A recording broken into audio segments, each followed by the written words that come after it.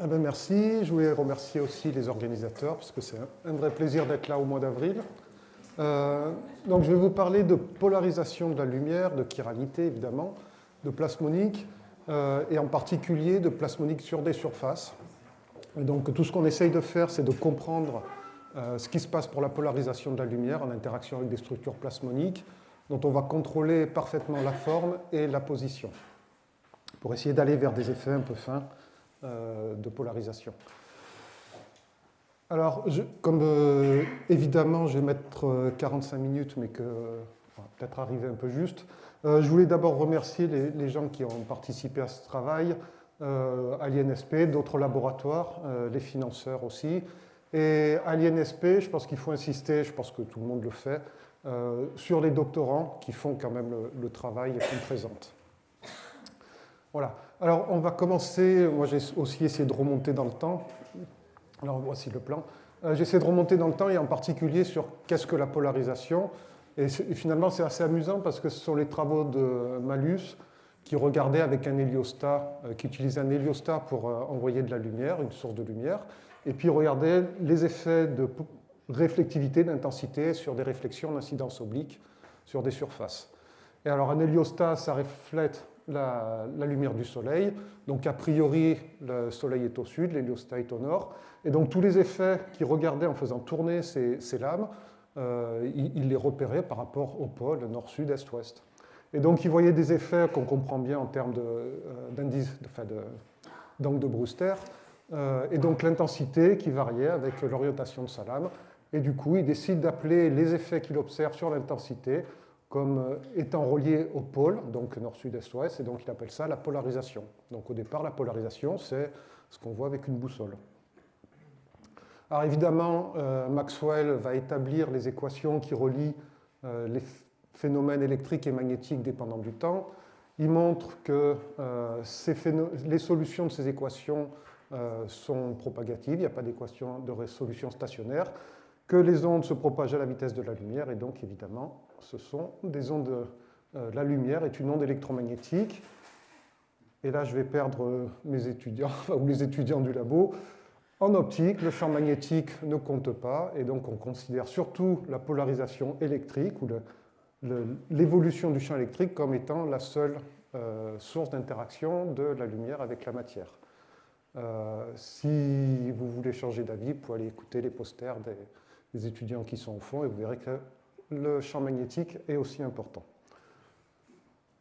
Alors, pour décrire la polarisation, j'ai tendance à utiliser le vecteur de Stokes, qui a 4 éléments. Donc, toute polarisation peut s'écrire sous la forme de ce vecteur de Stokes, qui contient des différences d'intensité entre différentes polarisations, horizontale, verticale, plus ou moins 45, circulaire droit, circulaire gauche. Alors, ce n'est pas la seule façon de représenter la polarisation. L'intérêt de cette représentation, c'est qu'on a dans ce vecteur des intensités qui sont les grandeurs qu'on mesure. Et donc, c'est assez facile de faire le lien entre le vecteur de Stokes et la polarisation et les grandeurs qu'on mesure par rapport à Jones qui contient la phase. On explique l'interaction de la lumière polarisée avec la matière via une matrice de Muller, donc qui est une matrice 4,4. Ça fait beaucoup d'éléments, mais en fait, pour des raisons de symétrie, cette matrice est généralement symétrique ou antisymétrique, suivant les éléments. Et on peut aussi relier les différents éléments, soit au dichroïsme, soit aux biréfringences. Et donc, cette lecture aussi de l'interaction de la lumière avec la matière, via la matrice de Muller, permet de comprendre relativement intuitivement ce qui se passe en termes de polarisation. Comme ça a été dit, quand je parlerai d'activité optique, en général, on parle de dichroïsme circulaire, mais en fait, il y a aussi la biréfringence, qui est l'effet sur la phase, ou la rotation. Et donc, l'activité optique, c'est la combinaison des deux absorption et biréfringence. Et ces deux quantités ne sont pas indépendantes, elles sont reliées par les relations de Kramers-Kronig. Donc, à nouveau, on peut limiter comme ça le nombre de paramètres qu'on va devoir analyser. Alors, lorsque la lumière se propage dans un milieu chiral, donc vous savez,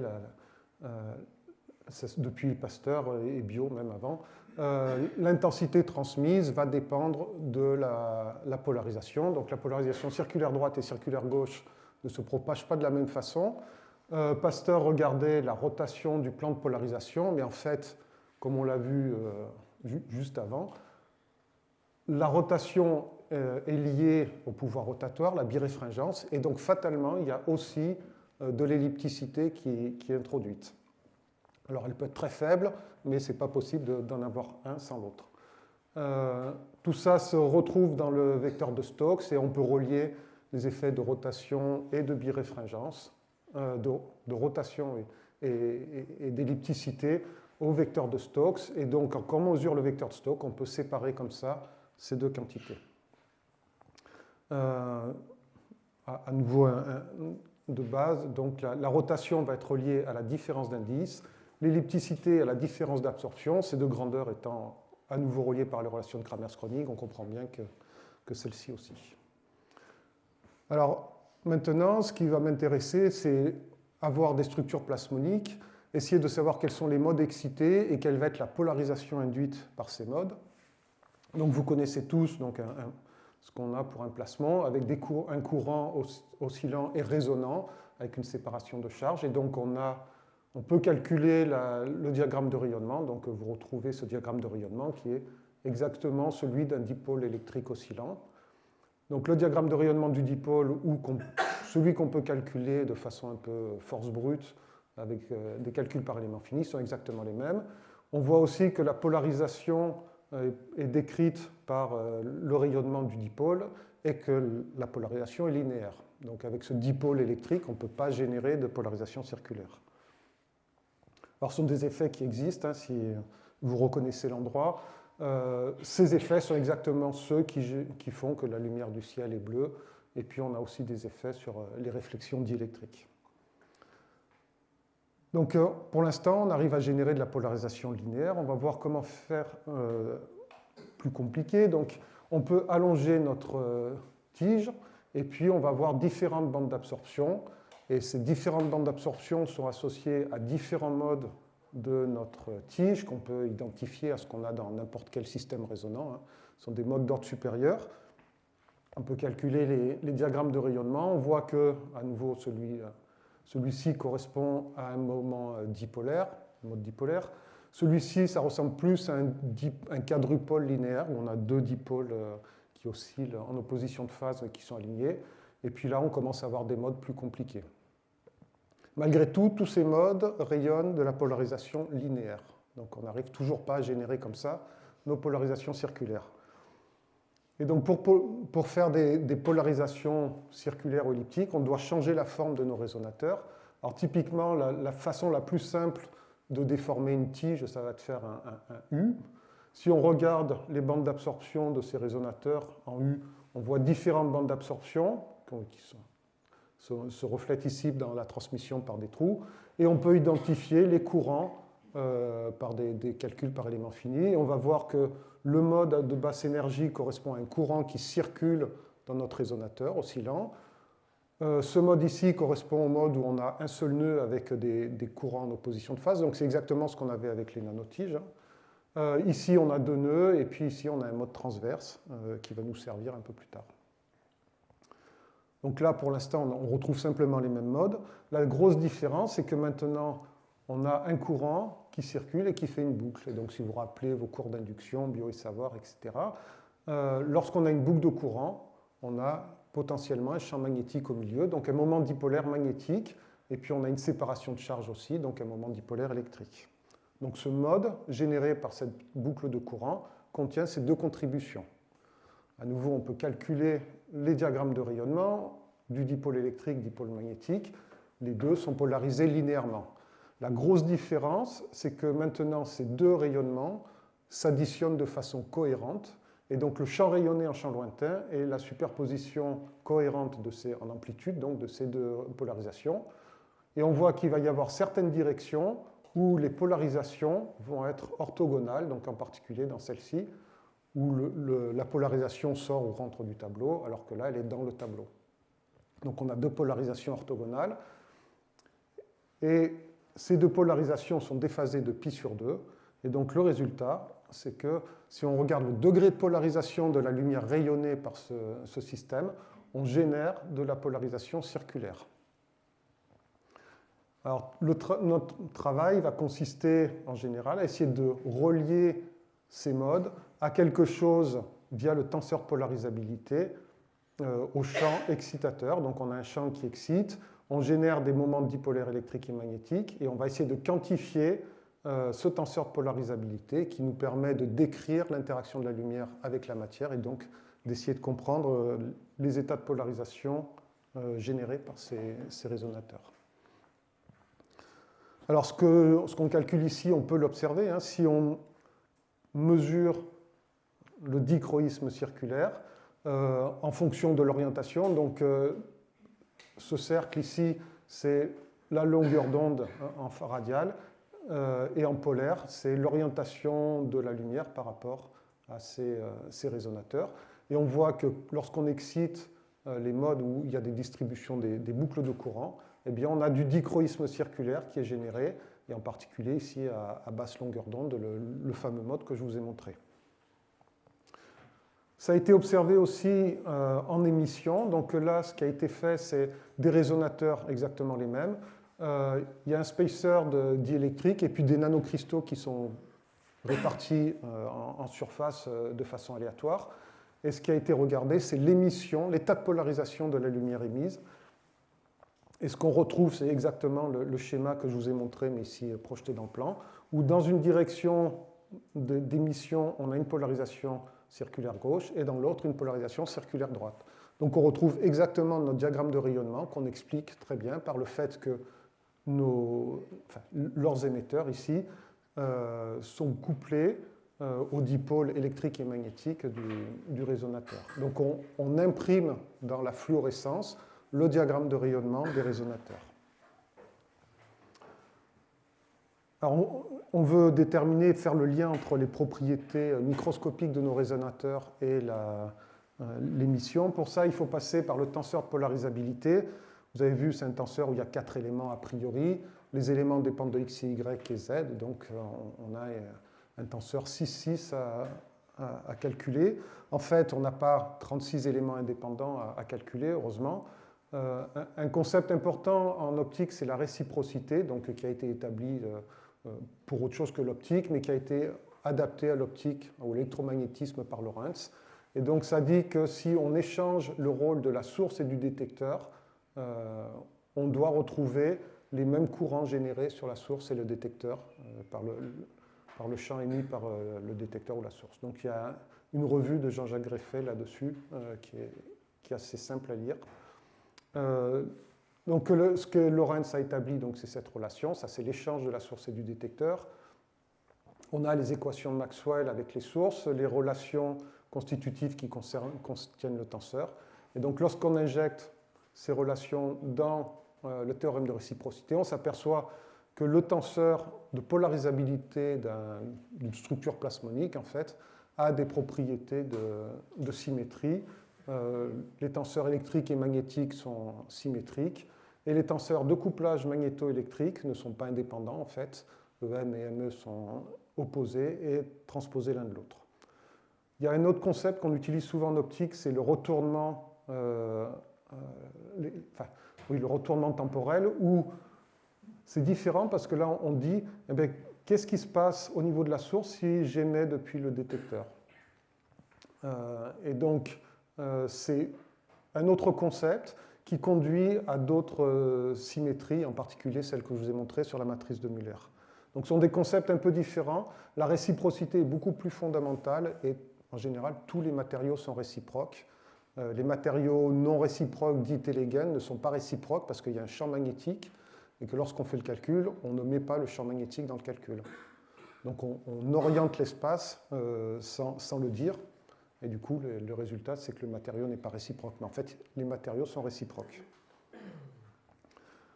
Alors, le tenseur de polarisabilité, ça devient quelque chose de très compliqué. Je vous ai parlé du tenseur 6,6 qui est ici. Donc là, c'est Koenig qui avait fait ce calcul, où il regardait quelque chose qui ressemblait à un résonateur en U, donc des nanos Dolmen. Et donc, il calculait le tenseur de polarisabilité de ce nano Dolmen d'argent.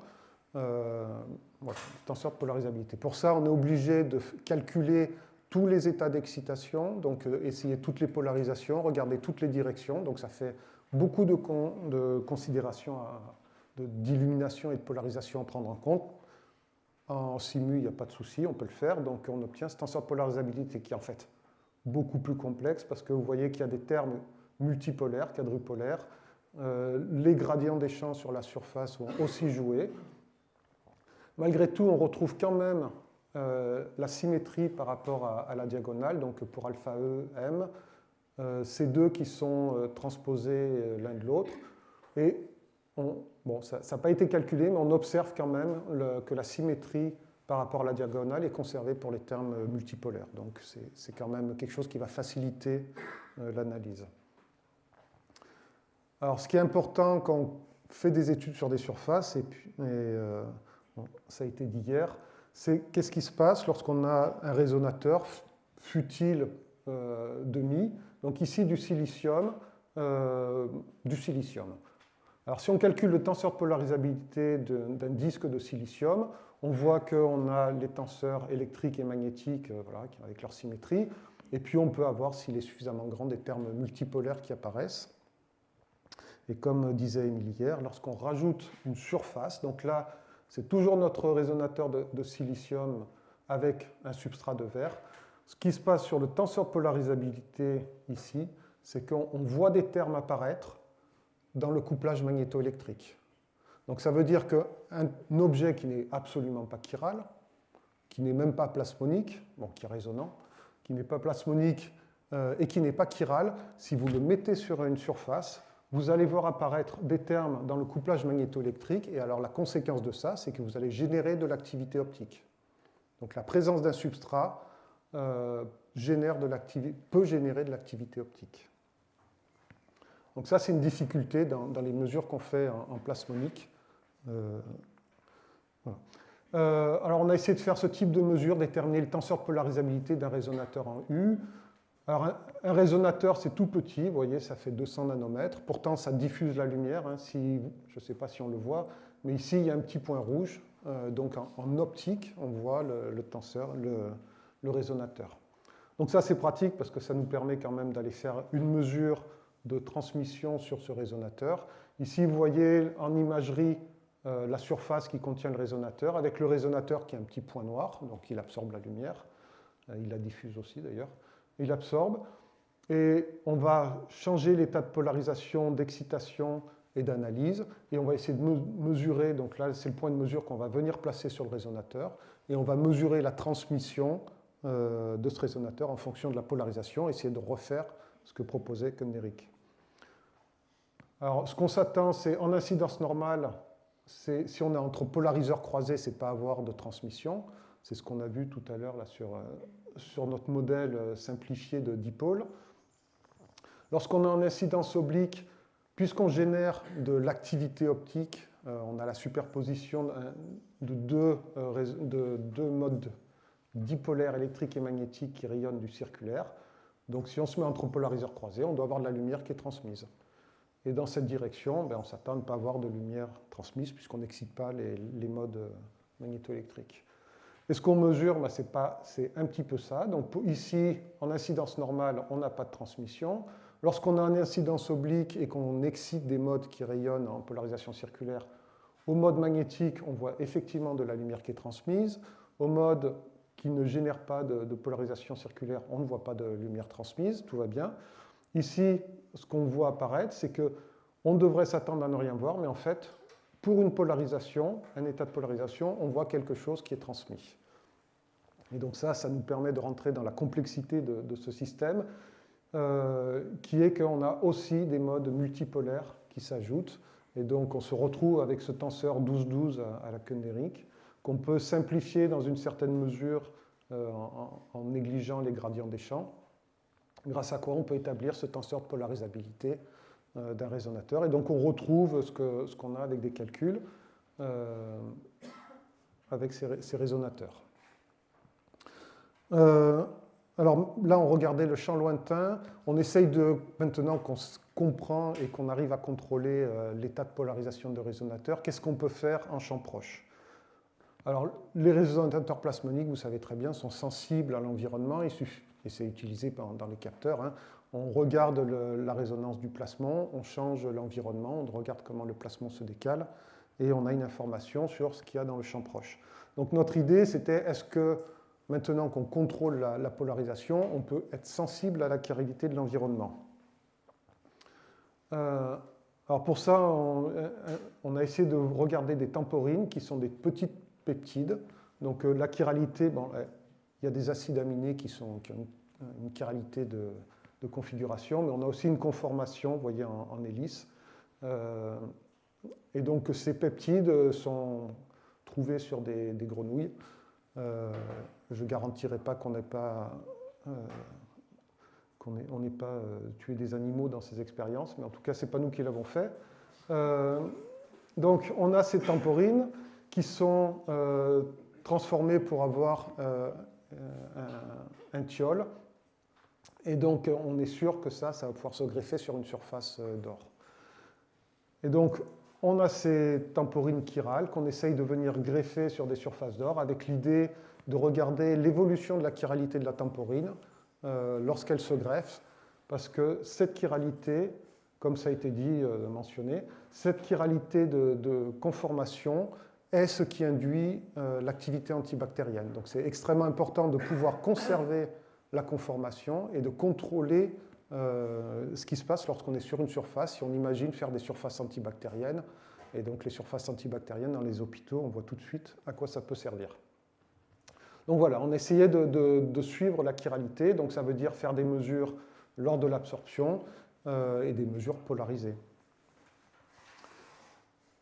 Alors le premier truc qu'on essaye de voir, c'est est-ce qu'on peut suivre déjà l'absorption des temporines, et en particulier, on a différents modes à notre disposition, et on voit qu'on a des modes où le champ, alors cette fois-ci uniquement l'intensité, est exacerbée au bout des bras, et puis d'autres modes, comme ce mode transverse finalement, où on a le champ qui est exacerbé sur les côtés latéraux du bras. Et donc on va pouvoir suivre ces modes et voir si on arrive à voir où s'absorbent les temporines. Donc les choses que les gens font en plasmonique, hein, c'est souvent, c'est de regarder la sensibilité du système. Donc on change l'indice du milieu ambiant, on fait des mélanges eau-éthanol dans notre cas, et puis on regarde comment les plasmons se décalent en fonction du ratio eau-éthanol et donc de l'indice. Alors pour ces surfaces, on ne trouve pas des choses qui sont folles, hein, mais malgré tout, on est dans quelques centaines de nanomètres par unité d'indice de réfraction, ce qui est standard, je dirais, pour des surfaces plasmoniques. Lorsqu'on absorbe des temporines, on voit un décalage des résonances, et en particulier, on voit qu'au bout de 3 heures, en gros 3 heures et demie, 4 heures, on a une saturation du décalage, qui veut dire qu'on atteint la saturation de notre surface. Alors la saturation, ce n'est pas 100%, c'est plutôt 25%. Ça, c'est des mesures de balance à quartz qui le montrent. Donc on atteint la saturation. Et ce qui est intéressant, c'est que si on regarde les sensibilités des modes lorsqu'on change l'indice du milieu, ce n'est pas du tout ce qu'on observe en cours d'absorption. C'est-à-dire que vous voyez que ces deux modes, en gros, ont un décalage à peu près équivalent, donc le vert et jaune, alors qu'en fait, on a une grosse différence. Et ce mode-là a en fait un décalage qui est plus faible, alors qu'en termes d'environnement, c'est celui qui devrait avoir le décalage le plus fort. Donc je résume ça là sur 7 éléments de matrice de Muller. Et donc on a fait des simus pour essayer de comprendre ce qui se passait, pourquoi le décalage n'était pas ce qu'on attendait. Si on met une couche sur tout notre résonateur, on s'aperçoit que en fait, ce mode se décale beaucoup moins que celui-ci, alors qu'expérimentalement, ce n'est pas ce qu'on observe. Et pour comprendre ça, c'est l'intérêt des simulations numériques, c'est qu'on peut décider de mettre des couches uniquement au bout des bras, ou uniquement sur les côtés, et on voit qu'en faisant ça, on peut inverser, lorsqu'on met une couche, donc les temporines, uniquement au bout des bras, on inverse la sensibilité du mode par rapport à ce qu'on calcule lorsqu'on en a partout. Donc, et lorsqu'on en met sur les bords, mais on a plutôt tendance à exacerber le mode quadrupolaire, ce qui est assez normal, hein, c'est celui qui est sensible aux côtés des bras. Donc déjà, avec ces mesures polarimétriques, on peut être sensible à l'endroit où les peptides s'absorbent, mais pas encore à la chiralité. Donc on va aller vers cette chiralité. Bon, ça, c'est des choses qu'on a déjà discutées. La chiralité est à plusieurs échelles et en plasmonique, on essaye de reproduire ces différences d'échelle, soit à l'échelle de la molécule et une métasurface et plusieurs molécules, soit avec des structures qui ont été présentées, hein, supramoléculaires et donc plasmoniques. Ce sont des choses qu'on retrouve dans la nature, soit l'acide tartrique avec les manipes de Pasteur, soit certains animaux. Ceux qui viendront cet après-midi pourront voir ça. Et donc, pour comprendre comment on va pouvoir interagir avec la chiralité de l'environnement, il faut déjà comprendre comment la lumière interagit avec un matériau chiral. Alors, on l'a vu, on a commencé à le voir. En fait, on a une protéine qui est chirale, donc on va pouvoir décrire avec ce tenseur de polarisabilité qui génère de la polarisation optique. Donc, de façon effective, on reproduit l'activité optique d'une protéine avec ce tenseur. Et puis, on excite cette protéine par un champ électromagnétique. Et on va regarder les moments dipolaires excités et la dissipation de ces moments dipolaires, et donc l'absorption en polarisation circulaire droite et gauche. Donc ça, c'est un article de Tanguay-Cohen que tout le monde utilise et qui était basé sur des quantités conservées en électromagnétisme. Alors ce qui montre, c'est que l'absorption en polarisation circulaire de cette protéine, en tout cas un objet qui a ce tenseur de polarisabilité, a cette forme, où on a un terme qui ne dépend pas de la polarisation circulaire, donc c'est l'absorption standard, et un terme qui dépend de la polarisation circulaire, et qui est le produit de deux quantités. Ce terme, c'est la protéine, ce terme, c'est le champ électromagnétique. Donc pour avoir de l'interaction entre de la lumière et des molécules chirales, il faut que la molécule présente de l'activité optique via cet élément et que la lumière soit chirale. Cette chiralité, elle est définie par cette quantité, la densité de chiralité, qui donne en gros une information sur l'ellipticité de la lumière. Donc c'est 1 pour une polarisation circulaire droite, moins 1 circulaire gauche. Donc on voit bien qu'il ne faut pas que ce soit linéaire, sinon ça vaut 0. Et alors j'ai mis CD, en fait c'est le G-facteur. Vous voyez que ça dépend de la molécule, et en particulier du rapport du couplage magnétoélectrique sur l'absorption standard, et de l'influence de la polarisation de la lumière. Et c'est cette quantité qui est extrêmement faible, on l'a dit plus, donc je vais le redire, mais c'est quelque chose qui vaut typiquement 10-4, 10-5. Et ça, c'est quelque chose qui vaut typiquement 1. Donc en fait, on comprend bien la limite sur la mesure de CD ou de G-facteur qui est liée à la limite imposée par les protéines et par la lumière. Alors ce qui a été proposé en plasmonique, c'est exactement ce qu'on fait lorsqu'on fait de la détection, c'est utiliser l'exacerbation de champ local. Et ce qui se passe dans l'exacerbation de champ local, c'est qu'on va normaliser notre détection à l'intensité incidente. Et l'intensité locale est en fait beaucoup plus forte. Et donc ça permet de se dire que si on a une structure plasmonique qui génère des champs chiraux dans un champ, un point, un hotspot, alors lorsqu'on va normaliser cette densité de chiralité à l'intensité incidente, on va se retrouver avec une valeur qui est plus grande que 1. Alors ça ne veut pas dire que la lumière est plus circulaire que circulaire, c'est que la normalisation à l'intensité incidente va nous permettre d'augmenter ce système. Et donc c'est tout ce que fait la plasmonique, créer des hotspots, mais on veut que ces hotspots soient en plus chiraux. Alors on a plusieurs grandeurs maintenant dans le champ proche, donc là j'ai fait des calculs pour ces résonateurs que vous connaissez bien. On a l'intensité, on a vu que ça c'est ce qu'on utilise en sensing, simplement savoir s'il y a quelque chose autour. On a la densité de chiralité qui est la valeur qu'on va vouloir exacerber, celle-ci elle peut être plus grande que 1, puisqu'on normalise au champ incident. Et puis on a l'ellipticité de la lumière qui, elle, dans le champ proche, reste comprise entre -1 et 1. Donc lorsqu'on fait un champ super chiral, il faut garder à l'esprit que l'ellipticité de la lumière locale, elle reste comprise entre -1 et 1. Et ces valeurs, oui, ce qui est extrêmement important aussi, c'est que ces valeurs sont indépendantes en champ proche. Parce qu'on a des champs qui ne sont pas propagatifs, qui ne sont pas nécessairement transverses, et donc on n'a plus C qui est égal à l'ellipticité fois l'intensité. On a autre chose en champ proche, donc il faut faire des calculs type élément fini si on veut vraiment connaître la distribution du champ proche chiral. En tout cas, dans la perspective d'exacerber la densité de chiralité. Alors, ce concept a été décrit et utilisé depuis les 2010, en gros, avec des travaux de l'équipe de Cadot-Dvala.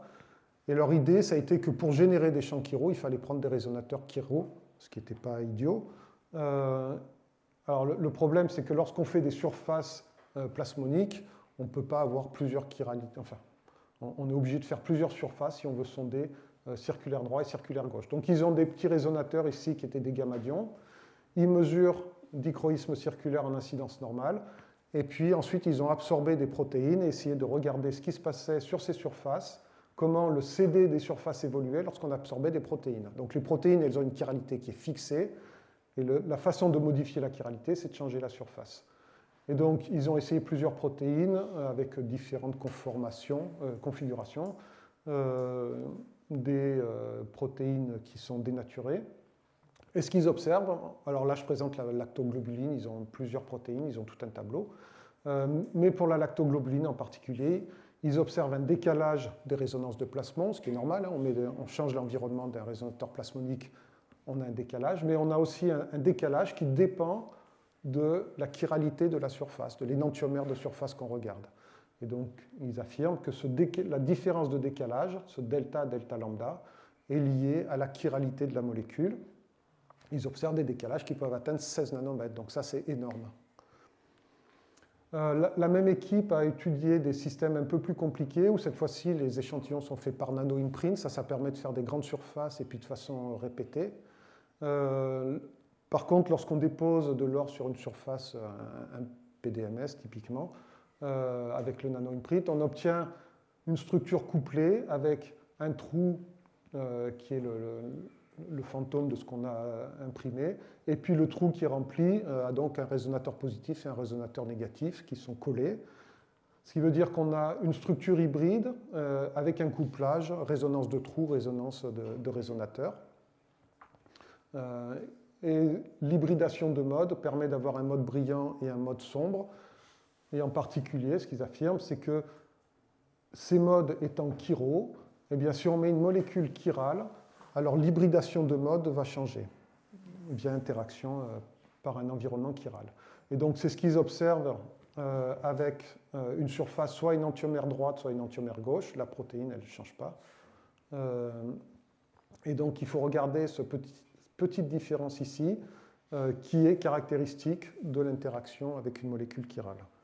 Ils ont fait le même type d'étude, à nouveau une surface énantiomère droite, une surface énantiomère gauche. Cette fois-ci, ils ont regardé de la génération d'harmoniques en incidence oblique. Et donc, ils affirment que, en fonction de la structure secondaire de la molécule, donc soit hélice alpha, soit principalement feuillet bêta, ils observent un signal qui est inversé en génération d'harmoniques, alors que lorsqu'ils n'ont pas de structuration, donc quelque chose qui est dénaturé, ils n'ont pas d'effet sur la génération d'harmoniques. Alors ça implique, comme je disais, d'utiliser deux surfaces énantiomères différentes. Romain Quidin a proposé d'utiliser des surfaces racémiques. Donc ici, il a des espèces de gamadions dans un sens, dans l'autre, et en fait, la surface qu'il veut utiliser contient les deux gamadions. Alors en intensité, en champ proche, quand on éclaire en circulaire droit ou circulaire gauche, on a les mêmes intensités. Par contre, on voit que la densité de chiralité qui est codée en couleur change, est majoritairement bleu ici, majoritairement rouge, alors qu'ici, c'est à peu près mélangé, et donc le CD en champ lointain est nul. Donc on s'affranchit du signal de CD de la surface, et on espère être sensible à la chiralité de la molécule. Donc ils ont déposé 150 nanomètres de phénylalanine, et ils observent sur cette surface racémique, lorsqu'ils déposent un mélange DL, ils ont un CD qui est faible, et lorsqu'ils déposent que du L ou que du D, on voit une inversion du CD à la résonance plasmon de la surface racémique.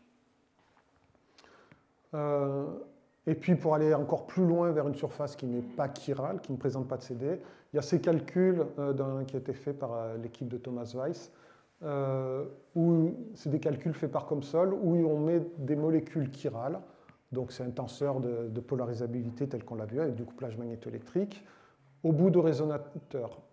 Et ce qu'ils observent, c'est, ils regardent le CD, l'absorption chirale dans le résonateur, soit avec uniquement une molécule chirale, avec une bande d'absorption typiquement vers 190 nanomètres, et en présence du placement, et ils voient une exacerbation du CD à la position de la résonance de placement. Donc le placement a une réponse chirale en présence des molécules, avec une exacerbation qui est typiquement 3 ordres de grandeur. Donc à la position du placement. Donc c'est a priori énorme, sauf que là, quand on regarde les valeurs, on est dans l'ordre 10-10 sans placement, et donc 10-6 en CD avec le placement. Donc on a une exacerbation, mais ça reste quand même des valeurs à mesurer qui sont faibles. Ça sont sur des surfaces, donc les travaux de Govorov, là où il y avait de la riboflavine sur des surfaces, je ne vais pas revenir dessus, on l'a vu, avec du CD qui pousse au niveau du placement. La même chose avec des résonances de Mi, donc c'est Romain Quidin à nouveau, avec de la phénylalanine, et il observe du CD qui apparaît, qui est sensible à l'hélicité ou l'énantiomère qui est déposé.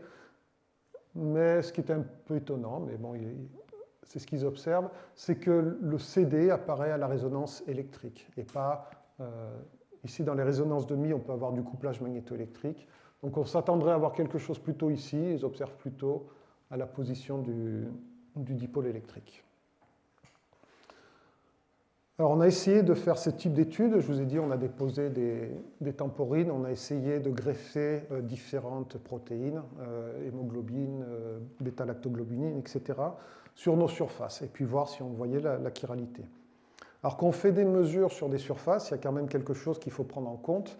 Je vous l'ai dit un petit peu au début, sur le tenseur de polarisabilité, dès qu'on met une surface, on rajoute de l'activité optique. Et ça peut se comprendre avec, quand on regarde la propagation de la lumière dans un milieu en couche, on peut regarder l'évolution du vecteur de Stokes avec sa matrice de Muller infinitésimale, et donc le vecteur de Stokes évolue avec cette relation. Lorsqu'on réalise ça sur un empilement complet, on obtient ce type de relation où la matrice de Muller dépend en fait dans une exponentielle de cette mini-matrice de Muller qui, elle, contient le vrai CD et puis différents effets qui peuvent exister, qui sont en particulier les biréfringences linéaires et dichroïsmes linéaires dans la couche. Si nous, ce qu'on mesure, c'est ça, c'est l'extinction en circulaire droite et gauche ou linéaire. Et donc, on peut identifier cette extinction mesurée aux propriétés intrinsèques du matériau. Donc, à l'ordre 0, l'extinction, c'est le CD.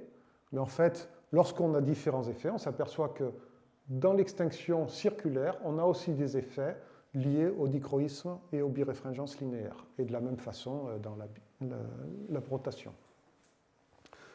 Et donc, ce qu'on voit, c'est que dès qu'on va avoir des effets de biréfringence et de dichroïsme, on va générer de l'activité optique qui n'est pas liée au dichroïsme ou à la chiralité du coup intrinsèque de nos matériaux. Alors ça, c'est des choses qu'on a essayé de regarder. On part de notre métasurface qui a l'air comme ça parfaite, sauf que lorsqu'on extrait le résonateur moyen, on s'aperçoit qu'en moyenne, le résonateur n'est pas du tout symétrique. Et si on calcule ici quelque chose qui est relié au pouvoir rotatoire, on fait une étude un peu paramétrique où on change un peu la largeur du bras, un peu la longueur, et on s'aperçoit que tout de suite, on a des effets d'activité optique qui apparaissent, alors que lorsque la structure est parfaitement symétrique, en incidence normale, on n'a pas d'activité optique. Donc en incidence normale, dès que notre résonateur n'est pas parfait, on génère de l'activité optique. Et je ne sais pas combien de temps il me reste. Peut-être bientôt finir du coup. Mais je pense que c'est un des points importants que je voulais signifier. On a suivi donc l'absorption de différentes protéines et puis des peptides sur les surfaces. On a essayé de regarder comment variaient les termes liés à la chiralité, et en particulier celui-ci, qui est le pouvoir rotatoire, mais aussi les dichroïsmes linéaires. En noir, donc c'est la même courbe, hein, ici elle est finalement mieux, mais en noir c'est ce qu'on mesure, la variation, et en particulier on peut regarder là, la biréfringence circulaire, en cours de avant et après dépôt. Donc on voit beaucoup de bruit évidemment, mais on voit quand même des structures. Et si on peut optimiser la forme du résonateur de façon à reproduire exactement les effets d'activité optique en cours d'absorption, en supposant que l'environnement n'est pas chiral. Donc ça veut dire qu'une structure qui n'est pas parfaite, et vous voyez, hein, les écarts à la structure idéale, là c'est quelques nanomètres sur une structure qui fait 200 nanomètres. Des écarts de quelques nanomètres sur la forme idéale, systématique, vont générer en cours d'absorption des effets sur l'activité optique, des effets sur l'activité optique. Et là où ça devient critique, c'est qu'on peut aussi se dire ma structure est idéale et je mets un environnement chiral. Après tout, c'est ce qu'on voulait faire. Si on met un environnement chiral avec, vous voyez, un couplage magnétoélectrique qui est typiquement quelques 10-4, ce qu'on observe dans une molécule, et on dit que ce couplage magnétoélectrique de l'environnement chiral va agir sur les plasmons magnétoélectriques, donc qui sont eux aussi chiraux, eh bien on reproduit exactement les mêmes variations de structure que ce qu'on avait avec un environnement non chiral, mais des résonateurs asymétriques. Donc non, je ne vais pas finir quand même sur ce transparent un peu négatif. Donc je pense que quand même c'est important, lorsqu'on fait des mesures polarimétriques sur des surfaces, être conscient que les structures, aussi bien qu'on puisse les faire en lithographie, ne sont jamais parfaites.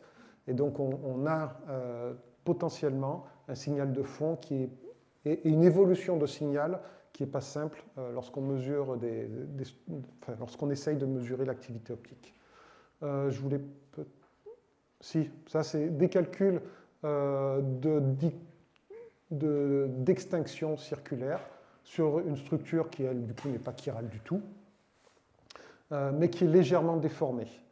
Alors, ça ne se voit pas. Hein, ici, on a une structure qui fait, alors c'est celle-ci, qui fait 120 nanomètres sur 55 nanomètres, et ici, on a un petit biais de 1 nanomètre.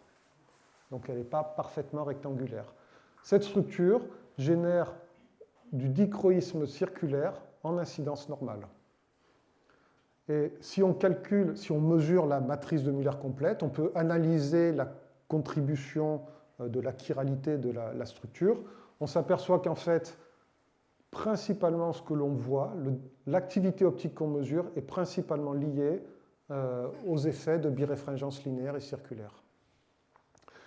Et en fait, il faut avoir une structure très fine et sans substrat pour ne pas retrouver l'aspect non chiral de notre structure, puisque notre structure n'est pas chirale en fait. Donc ça veut dire que dès qu'on a un substrat, dès que la structure est un petit peu épaisse et qu'elle n'est pas parfaite, on va générer de l'activité optique qui est liée à l'effet LBLD et qui va ressembler à de l'activité optique. Alors malgré tout, on a essayé de mesurer quand même ce qui se passait lorsqu'on mettait trop loin, des protéines. Donc ici, ce sont des allophycocyanines qui sont des protéines photosynthétiques qui présentent donc une activité optique qui est forte dans le visible et en particulier au niveau des plasmons.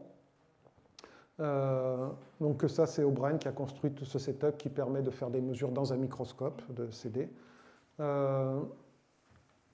Évidemment, on observe du CD lorsqu'il n'y a rien dans la surface. Et ça, c'est lié au fait que notre structure contient des asymétries et un substrat. Mais lorsqu'on met des protéines dans notre métasurface, en vert, vous avez la métasurface avec un buffer qui est ici du PBS, qui n'est pas chiral. Et dès qu'on rajoute les protéines, on voit un signal qui apparaît de CD au niveau des protéines. Et ce signal est ici, donc lorsqu'on soustrait les deux, On observe ce signal ici, des protéines. Et ça, c'est ce qu'on mesure pour les protéines juste au-dessus du verre, lorsqu'on n'a pas de résonateur. Et donc ce qu'on voit, c'est que le CD, le signal au niveau de l'absorption des protéines, est multiplié en gros par un facteur 20 par rapport au CD des protéines seules sur verre. Mais vous aurez remarqué aussi que le profil spectral est complètement différent. Et ça, c'est un problème qu'on est en train de voir, qui est le fait que les protéines sont aussi des choses qui ne sont pas stables, et donc la conformation change, et donc le CD change. Donc il faut arriver ensuite à décorréler tous ces effets, et on en est là actuellement. Voilà, donc juste pour conclure, on voit que pour générer de l'activité optique, il faut superposer des dipôles électriques et magnétiques au moins, voire des résonances multipolaires. L'intérêt des métasurfaces, lorsqu'on les contrôle, c'est qu'on peut changer le signe du CD sur la même métasurface, donc ça c'est intéressant. Je pense que le message, vous l'aurez compris principalement, c'est que dès qu'on a des structures qui ne sont pas parfaites, et elles ne le sont jamais sur des surfaces, on génère de l'activité optique, et que cette activité optique n'est pas liée à de la chiralité, mais simplement des effets de biréfringence linéaire. Et ce qui veut dire qu'à mon avis, pour aller vers des détecteurs sur des surfaces, il faut utiliser des résonateurs qui ne soient pas chiro, et essayer de contrôler le champ local chiral autrement qu'avec la structure de notre résonateur. Voilà. Donc, perspective pour nous, c'est principalement développer des outils de caractérisation en particulier qui intègrent le maximum d'informations sur la polarisation pour pouvoir comprendre d'où on part déjà avant de rajouter des objets chiro. Il y a probablement des choses à faire sur le moment angulaire orbital que nous on ne fait pas, nous on regarde plutôt ce qu'on appelle le moment angulaire de spin.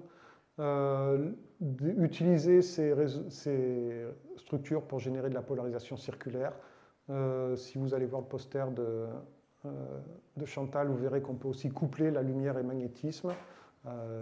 Et puis, dans les applications, il y a tout ce qui est couplage fort, puisqu'on peut générer des champs chiro qui interagissent avec des excitons chiro pour la chimie asymétrique ou la catalyse. Et je pense que... Juste attends.